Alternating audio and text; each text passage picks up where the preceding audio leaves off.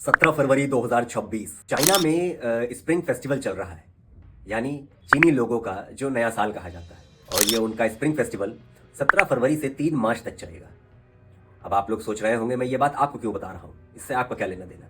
मैं बात इसलिए बता रहा हूँ क्योंकि चाइना ने अपने इस स्प्रिंग फेस्टिवल में 50 देशों को वीज़ा फ्री एंट्री का ऐलान किया है। और इसमें बड़ी बात यह है कि भारत का नाम नहीं है।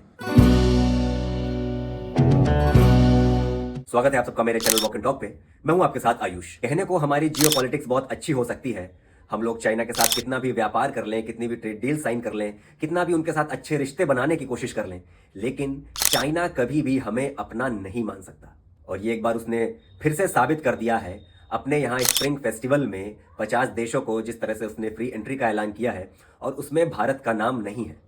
और ऐसा नहीं है सिर्फ भारत का ही नाम नहीं है, ऐसे बहुत सारे कई देश हैं जिसमें पाकिस्तान भी आता है, बांग्लादेश भी आता है, श्रीलंका भी आता है। ऐसे बहुत सारे देश हैं आसपास के कि जिसमें चाइना ने उनको वीज़ा फ्री एंट्री का ऐलान नहीं किया है। लेकिन हम लोगों के लिए ये बात ज़्यादा बड़ी इसलिए हो जाती है क्योंकि हम लोग एशियन कंट्रीज़ में चाइना के साथ साथ हम लोग भी एक बहुत बड़ी कंट्री हैं। लेकिन चाइना ने हम लोगों को क्यों नहीं अपनाया? हम लोग तो इतनी कोशिश कर रहे हैं कि हम लोग की उनके साथ रिश्ते बेहतर हों, लेकिन चाइना तो नहीं चाहता अपने रिश्ते बेहतर करना हम लोगों के साथ।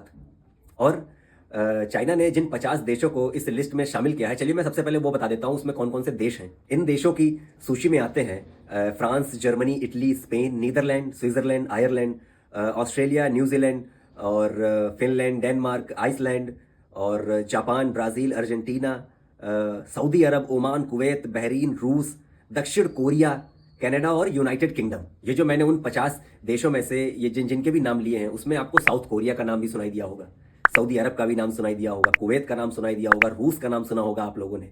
ये सारे देश चाइना के खास हो सकते हैं, लेकिन भारत कितनी भी कोशिश कर ले उसका खास नहीं हो पा रहा है। इसको आप कुछ भी समझ लें, वो शायद इंडिया को अपना नहीं मानना चाहता है, या वो इंडिया के साथ रिश्ते बेहतर नहीं करना चाहता है, ये कुछ भी हो सकता है। लेकिन चाइना का ये जो सीधा सीधा जो एक जो जवाब है भारत को कि हम लोग कहाँ पे स्टैंड कर रहे हैं, ये उसने बता दिया है।